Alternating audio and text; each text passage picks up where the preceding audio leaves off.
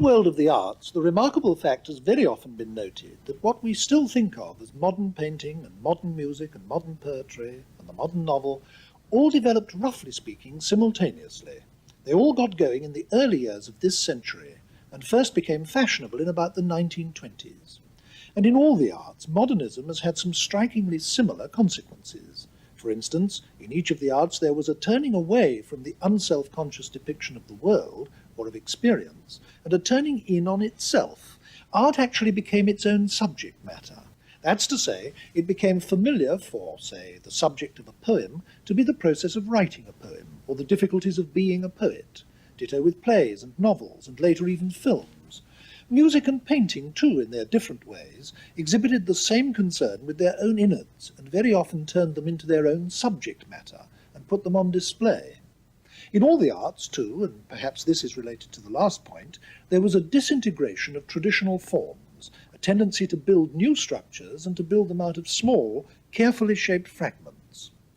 I'm emphasizing this because all this is true, and with remarkable exactitude, of philosophy as well, a fact which illustrates how deeply embedded the development of philosophy is in the cultural matrix of its time. Modern philosophy can be said to have started in 1903 with the breakaway of G.E. Moore and Bertrand Russell from the idealism which had dominated the 19th century, and then, after the pioneering work of Russell, followed by that of Wittgenstein, who was a pupil of Russell, there developed in the 1920s, in Austria, the first fully fledged school devoted to the new philosophy, a school which was known as the Vienna Circle. To the philosophy they developed, they gave the name logical positivism, and for a long time afterwards that label was attached to modern philosophy generally, in the minds of very many laymen. The person who introduced logical positivism into England was Ayer, and his is the name that has been chiefly associated with it ever since in this country. He did so in a still very famous and widely read book called Language, Truth and Logic, which he published in January 1936 when he was only 25. It's very much a young man's book, explosively written, and it's still the best short guide to the central doctrines of logical positivism. The aggressiveness of that book was typical of the movement as a whole. They self-consciously organized themselves like a political party, with regular meetings and publications and international congresses, and they propagated their doctrines with missionary zeal. If we look at the question of what they were fighting against so passionately and why, I think that will provide us with the clearest starting point for our consideration of logical positivism.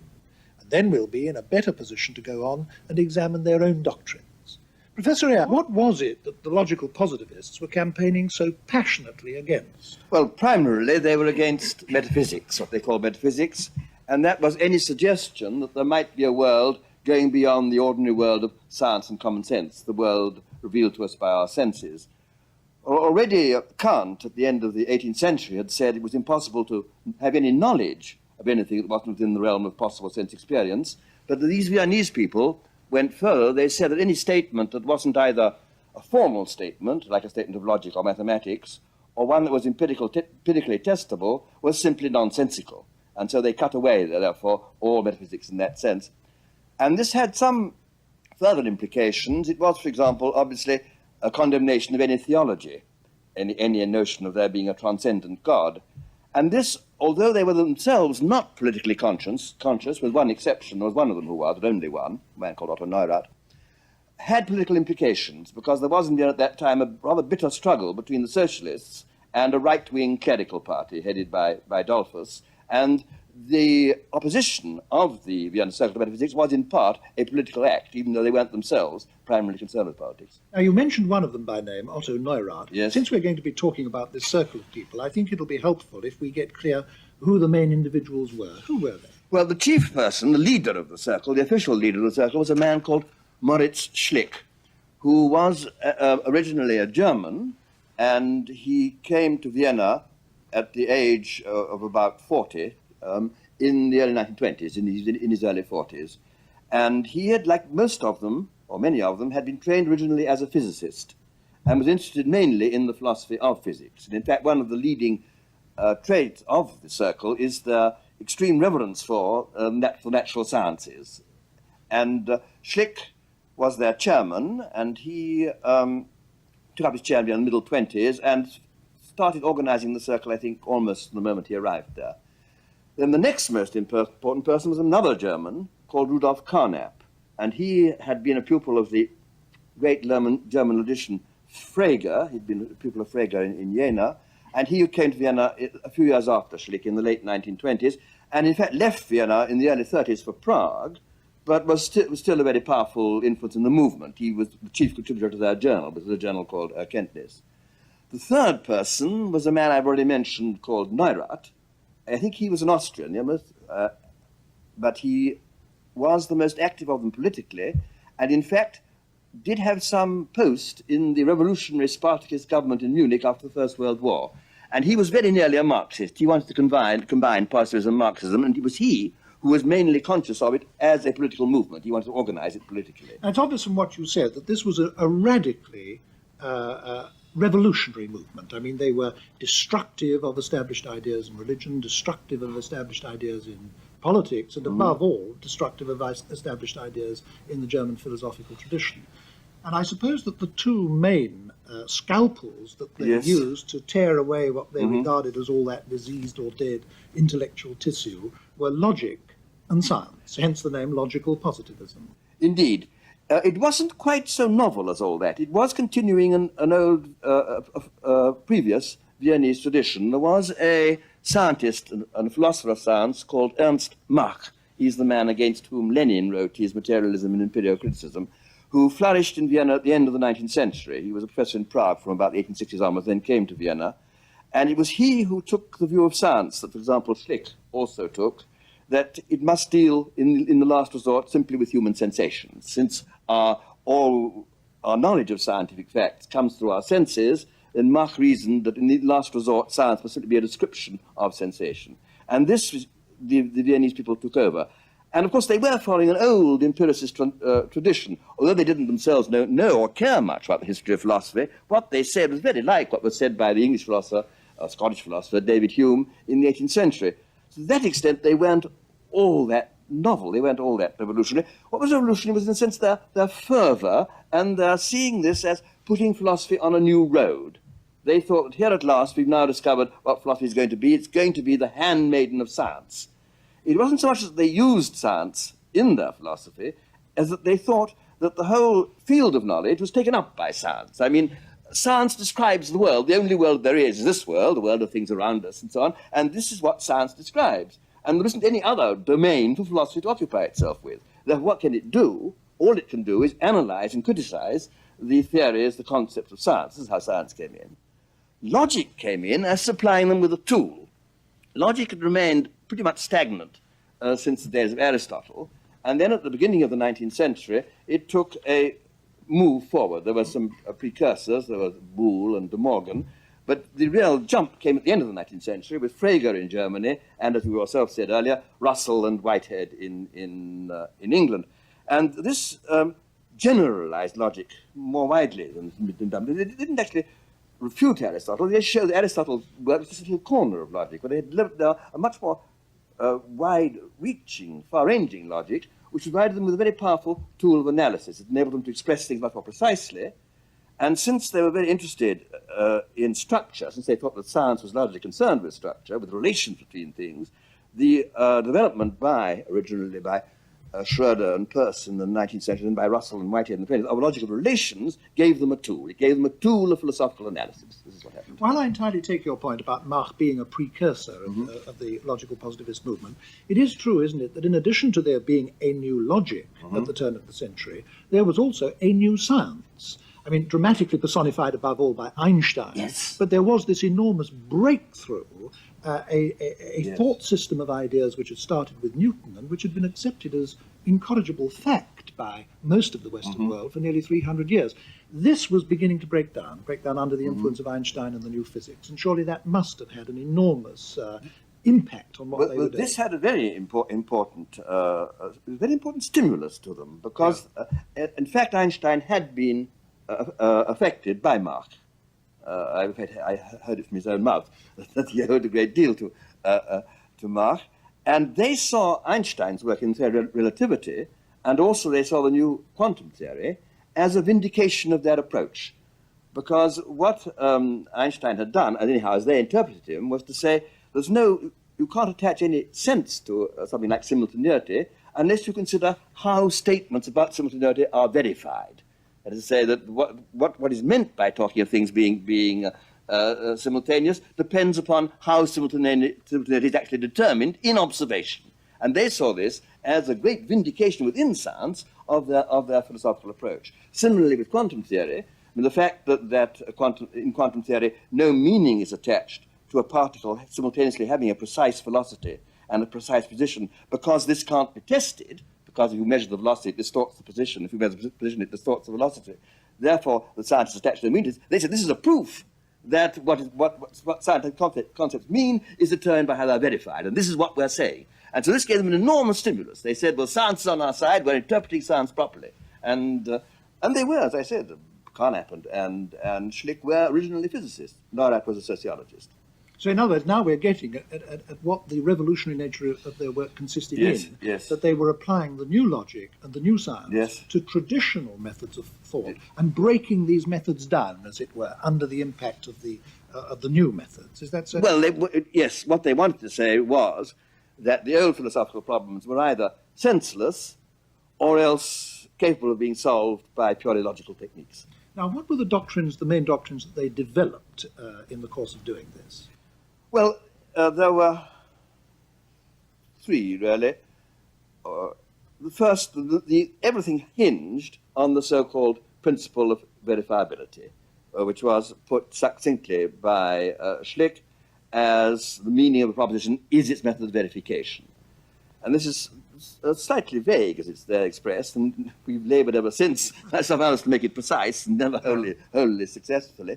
But it had two consequences. One was that anything that couldn't be empirically verified by sense observation, was meaningless. I've already referred to this.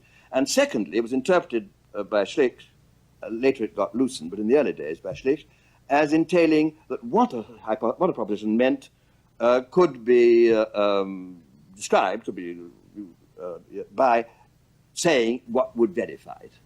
And so you get a reduction of all statements to statements about statements of immediate observation. This was the first point, which had both negative and a positive side. Negative as excluding metaphysics, positive as showing a way of analyzing what the statements that were significant.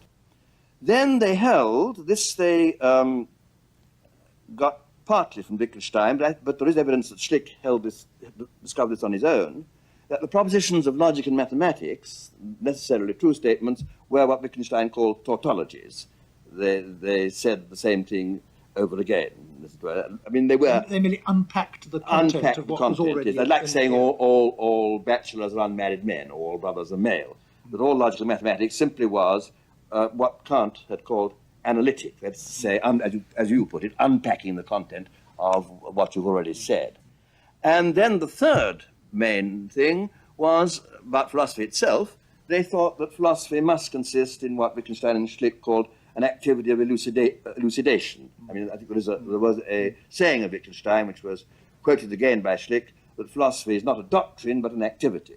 It doesn't issue in a body of true or false propositions, because this is covered by the sciences, but simply is the activity of clarifying, analyzing, and in certain cases, exposing nonsense. I mean, Wittgenstein, at the end of his famous book, The Tractatus, had said, the right method of philosophy is simply to wait till somebody says something metaphysical, then show him it is nonsense, which is a bit, of course, negative and discouraging for a philosopher. But now, taking off the first of those 3 points first, Yes. I think it'll be fairly clear to most people Yes. what's meant by the view that any statement about the world must make some observable difference to Yes. something if it's true. Yes. Otherwise, it's difficult to see how it can have any Yes, application. yes. When you say that the meaning of a statement consists in the method Yes. by which you verify it, I think that's probably not clear to some of the people who are listening to this discussion. Can you explain that a bit? Yes, I can.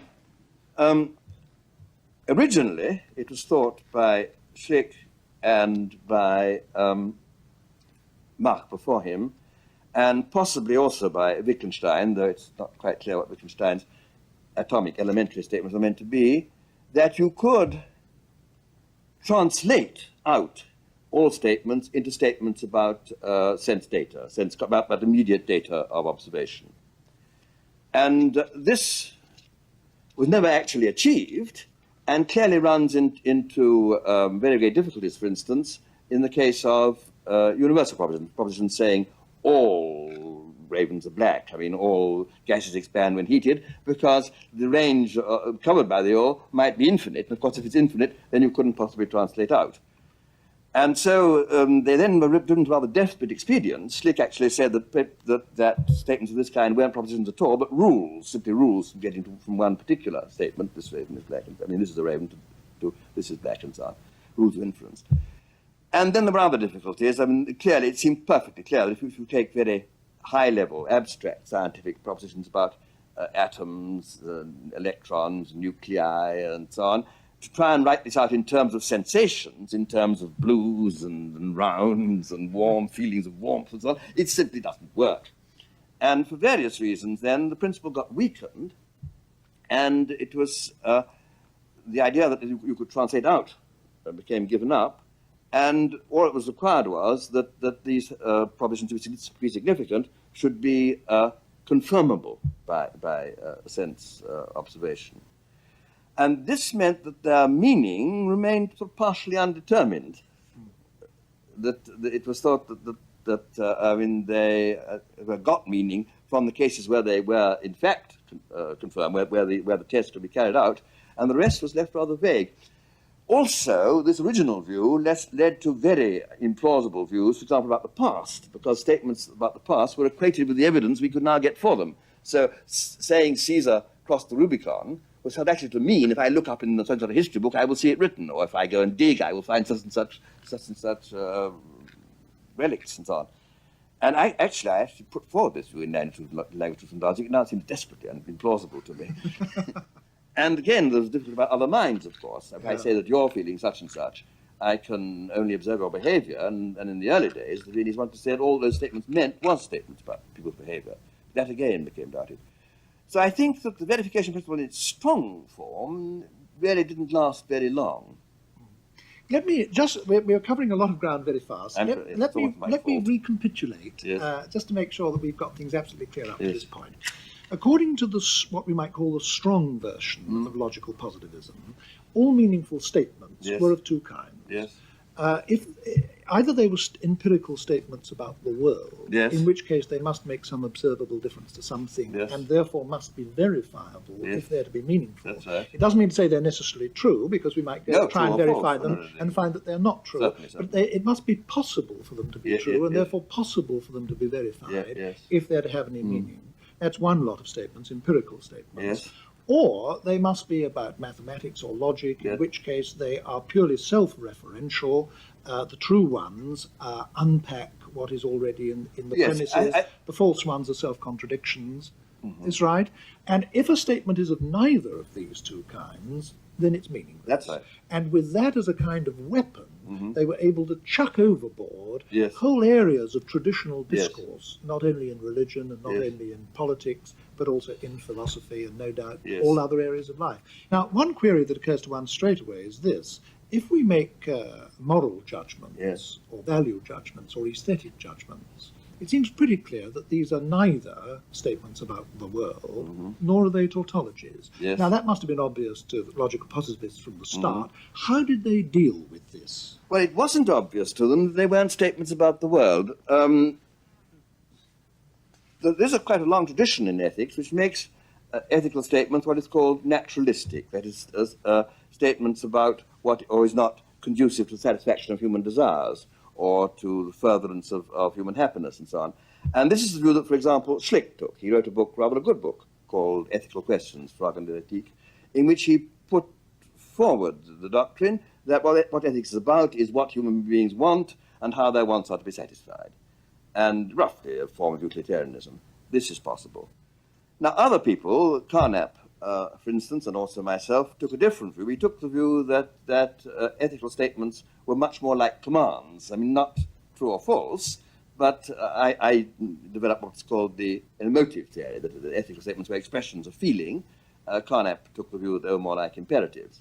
So ethics is brought in therefore in one of two ways, either as in a naturalistic way, as being about what conduces to human happiness, which is then a scientific matter of fact, it's a matter of psychology and sociology and so on, or being treated as not indeed metaphysical nonsense, but as being not fact-stating, either imperative or emotive.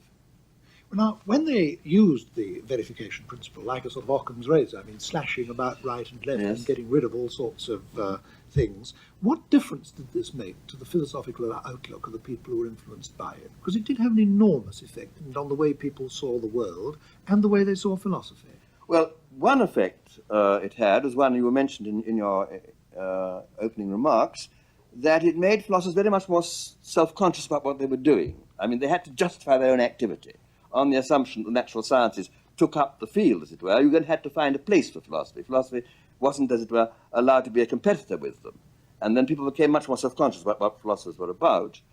And on the whole, the Vienna Circle wasn't the only influence. There was also the influence of people like G.E. Moore in England, who were defending rather similar views for very different reasons. Moore believed, for instance, that the propositions of common sense were certainly true and so on, and it could be shown that this could extend also to the sciences, that each domain had its own criteria. Through the influence of the Circle and through the influence of people like Moore, philosophers came to think that their function could be only that of analysis. And then the question arose what analysis was, how it was practiced, what were its methods, what were the criteria, etc., etc. So that, in fact, under this stimulus, the techniques of analysis reached a degree of sophistication That's right, yes. far greater than they'd ever reached before. That I think is so. Would it be a not unreasonable simplification to say this, that they thought that the job of finding out about the world and describing the world yes. was the task of science? That's right. So all the various sciences were doing that. Yes. And therefore, it wasn't the task of philosophy to find out about the world or explain our Yes, well, experience. yes, I mean, it couldn't, as well. No, there wasn't any space for it to occupy. Yes, yes. So the task of philosophy, in fact, was to refine the methods of science, to clarify the concepts Yes. being used, to clarify the methods of argument being used, and perhaps most importantly of all, to separate out the legitimate methods of argument That's right. available to science from the illegitimate That's right. methods of argument. You could put it in a technical way by saying that philosophy then came to be seen as a second-order subject. The first order being talking about the world, the second order being talking about the world. And I think Talk about talk. I think that was Gilbert Ryle's expression, that philosophy Yes. came to be seen as talk about talk. Yes, yes. And now we're talking about talk. Yes, This brings us on to the whole area of language. yes. One striking feature of logical positivism was that it brought a wholly new emphasis to bear on the importance of language in philosophy. I have a quotation here from Bertrand Russell from his book My Philosophical Development, and it's very striking in this context because he tells about how, until he was in his mid-40s, Yes. and it's important to remember that by that time he'd done nearly all the work Pretty for well, which he's now most pretty well all the famous. important work he'd All done, the yes. important work. He said this, that until that time he, and now I'm quoting, had thought of language as transparent. That is to say, as a medium which could be employed without paying attention to it. Now, I should think it's almost certainly true that virtually all philosophers until this century took a similar view. They didn't actually turn in upon themselves and examine the medium of thought and expression, language. They used it unselfconsciously, as if you didn't have to pay attention to it, you could simply use it about the world. Now, the logical positivists took an entirely different approach to language from that, didn't they? Yes, I think this is right. You could say that the interest in language starts very early, even with Socrates, who went around asking his fellow citizens what is justice, what is knowledge, what is perception, and so on, what is courage. But he didn't see these, I think, as verbal questions. I think Plato saw them as questions about the nature of abstract entities, which he thought of as being real. They weren't seen as verbal questions, although in retrospect one can see them as having been questions about meanings, at least. I think that it probably does start only at the beginning of this century, this extremely conscious preoccupation with language. Wittgenstein and Russell, at the beginning of the century, were interested in the relation between language and the world. This was the great problem of Wittgenstein, the problem which the Tractatus was meant to be an answer to. And of course he ended by saying it couldn't be described, but only shown. But the intense preoccupation of philosophers with the way that language functions perhaps begins only in quite a late period after the last war. It leads philosophers into a situation where, as soon as anyone makes an assertion of any kind about the world, what you then do is examine the assertion. and you get straight away into the examination of statements, the analysis of propositions, an analysis of the relation of the terms of the proposition to each other, its logical form, and so on and so forth. And philosophy can soon seem to become, on that basis, about language. And indeed, it would be true to say, wouldn't it, that a lot of non-philosophers have acquired the view that philosophers are only concerned with language, and sometimes this is put disparagingly, that they're only playing with words.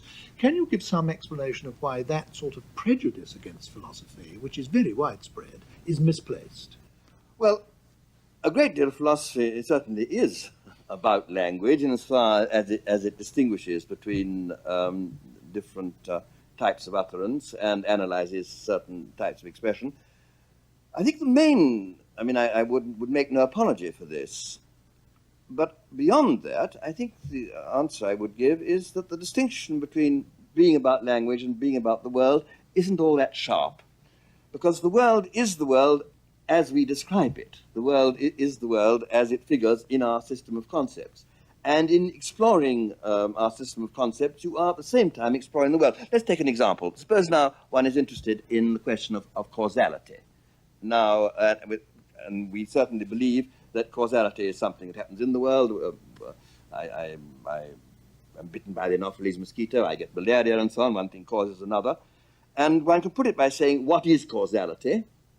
And this is a perfectly respectable, important, traditional philosophical question. You can also put it by saying, how do we analyze causal statements? What do we mean by saying what one thing causes another? And in fact, although you look as though you're posing a purely linguistic question, you're answering exactly the same questions philosophers have always posed, only putting it in a different form. And we think, or most contemporary philosophers, a rather clearer form. Now, the point is that I think that there was a time, I think the fashion has passed, it happened about 20 years ago, and came to be known as the philosophy of the Oxford School, mainly through the work of a particular philosopher called John Austin. It wasn't universal even then, when philosophers were a bit inclined to study usage for its own sake, without seeing it as a means of solving any problems. And this, I think, is sterile. That did become arid. Yes. But I think mostly now, when people try to investigate the meanings of words, it is because these are concepts they're studying, which do play an important part in our description of what we think the world is really like. I think that what you've just said really boils down to saying that the investigation of our use of language and our use of concepts is an investigation of the structure of the world, yes, of the world yes, as experienced by human beings. Yes. There's an obvious relationship between what you just said there and Wittgenstein's and the logical positivists' doctrine that philosophy, the proper task of philosophy, consists not in formulating doctrines, but in the activity of analysis. Philosophy ought to be analysis, and the organon of science. Yes. Now, this, it seems to me, had enormous influence on the educated layman. I went up to Oxford as an undergraduate during the years after the war, and people who were not studying philosophy at all seemed to me to have come very much under the influence of some of these doctrines. In particular, if one tried to make an assertion of any kind about any subject, nothing to do with philosophy, one was immediately pinned against the wall by people who said to you, how would you go about verifying that statement? Or what exactly do you mean by that? What kind of an answer do you want to that question? You're conscious of that having been so? I think it was so. I think I was partly responsible for that, yes. Now, coming to your responsibility for this, I think it would be interesting at this stage to come to your connection with the movement. You've described who the main people in Vienna were. You've talked about what some of their central doctrines were. Now, you are well known as the figure who introduced these doctrines into England, where they have, I must say, had an enormous influence ever since, right up to and including this day. I think that's true, yes. How did you come to do that? Well, I was up at Oxford in I came up in 1929, took my schools in 1932, and I was at Christchurch, a pupil of Gilbert Ryle's, and when I took my schools, I was appointed a lecturer at Christchurch and given a few months' leave of absence. And I thought I'd go to Cambridge to study under Wittgenstein, but Gilbert Ryle said, no, don't do that. Go to Vienna instead. He happened to meet Schlick at a congress, I think it was in Oxford also, 2 years before. And he had half an hour's conversation with him and thought that he was interesting and got the impression something was going on in Vienna. I think he'd also perhaps read some of the articles they produced. So he said to me, why not go to Vienna, find out what's happening there. We know roughly what Wittgenstein is at Cambridge. We don't know what's happening in Vienna. You come back and go there and find out and tell us. Well, I didn't speak very much German. I spoke hardly any German at that time, but I thought I probably could learn enough just to follow what was going on. And so I went with a letter of introduction to Schlick from Gilbert. And Schlick, I now see, in Reached, I see this is astonishing. At the time, it seemed to be quite natural, but said, come and join the circle. And so I did. And the only other foreigner allowed in was Quine, the American philosopher, famous American philosopher. We were there together. This was in what? I went to Vienna in November 32 and stayed until the spring of 33. And you were in your very early 20s? I was in my, yes, I was, let me think, yes, I was, no, I was younger than that. I must have been just 23, yes. Yes. Yeah. No, 22, I was 22, just 22. And I sat then, and I didn't contribute. My German wasn't good enough, and there was mainly debates between Schlick and Neurath at that time. On and on and on and on the discussion went, and I sat and listened, and then came back to England, very full of all this. I wrote a paper in mine called Demonstration of the Impossibility of Metaphysics, which was simply borrowed from the verification principle. And then Isaiah Berlin said to me, we used to meet regularly and talk philosophy together. He said, you're so full of this, why don't you write a book about it? And I said, why not? And so I sat down and in 18 months wrote Language, Truth and Logic. And I wrote it when I was 24, and it was published when I was just 25. Were you astounded by the explosive consequences? Well, it didn't have all that great success at the beginning. It had a succès de scandale. The older philosophers at Oxford were absolutely outraged by it, and in fact, it was very hard for me to get a teaching job at Oxford. I didn't get one before the war. I was always a research fellow. It was only after the war, when it got reprinted, that it had this enormous success. And I suppose already before the war, when it first came out, it did impress the younger people. They were very excited by it, because they did see this as a liberation. You see, Oxford philosophy before the war was terribly sterile. There were some old men who were only interested in the history of philosophy, only interested in repeating what Plato had said, and trying to put down anyone, say anything new. And Language, Truth and Logic, with this huge mind put onto these people, did seem to the younger people as a liberation. They did feel they could breathe. And that way it had a big historical effect. And I'd like to hear you say something about the influence you think it had outside philosophy. It seems to me to have had obvious effects, not only in science and logic and philosophy, but in things like literary criticism or history and so on. It probably had less effect within science than, for example, the work of Karl Popper. His Logic of Scientific Discoveries came out in the German edition in about the same time, a year or so earlier. I think probably appealed more to the scientists themselves. But even so, even with Language and Logic, the scientists felt that this was all right. I mean, they were told they were, after all, the most important people. That they didn't have to. And they liked that. They didn't have to worry about the philosophers standing over them and said, "Oh, we mustn't say that." Not that they had worried much, but it was nice to be told that what they were doing was really the fundamental thing. But if one takes not only your book, but the whole movement, of which your book is a part, logical positivism, what do you think the influence of that was? Well, I think there was a great emphasis on clarity and a great opposition to what might be called woolliness. There was a kind of injunction to look at the facts, to see things as they are, be rid of humbug. All this is very attractive to young people in any field, and it went with, I think, a general reaction against Victorian hypocrisy, really. This was seen as stripping off. It was the Hans Andersen child, which, as you said in your opening remarks, was functioning everywhere, saying the emperor has no clothes. That is, parading around with these huge robes and so on, and placing us about him. The fact the fellow's naked. And this notion the fellow's naked, which the logical parts were taken to be saying, was very exciting for anyone doing any subject. And of course, that is enough in itself to explain the huge and passionate hostilities that were aroused against logical positivism. Indeed. Authoritarian governments like the communist and Nazi governments banded all together, didn't they? And even liberals were discomforted by it. Just a little, yes. They thought it was too iconoclastic. Yes. But now, it must have had actually some real defects. What do you now, in retrospect, think that the main shortcomings of the movement were? Well, I suppose most of the defects is that nearly all of it was false. Well, I think you need to say a little more about that. Well, that's being too harsh on it, because I think that I still want to say that it was true in spirit, in a way, that the attitude was right. But if one goes for the details, first of all, the verification principle never got itself properly formulated. I tried several times, and it always let in either too little or too much. And to this day, it hasn't received a properly, logically precise formulation. then the reductionism just doesn't work. You can't reduce statements. You can't reduce even ordinary, simple statements about cigarette cases and glasses and ashtrays to statements about sense data, let alone the more abstract statements of science. So the really exciting, strict reductionism of Schlick and the early Russell and so on doesn't work. And the annual thing called the wishy-washy, which almost nobody would dissent from, that a scientific hypothesis must have some relation to observation. I mean, this is all that remains there.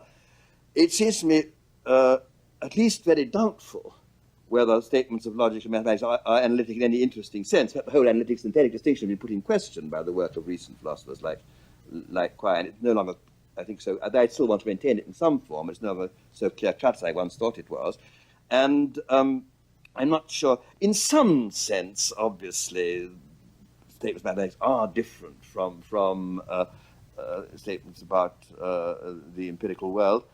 But saying, as I said, they're true by convention, I'm not at all sure all this is right. Anyhow, it needs a lot of defending.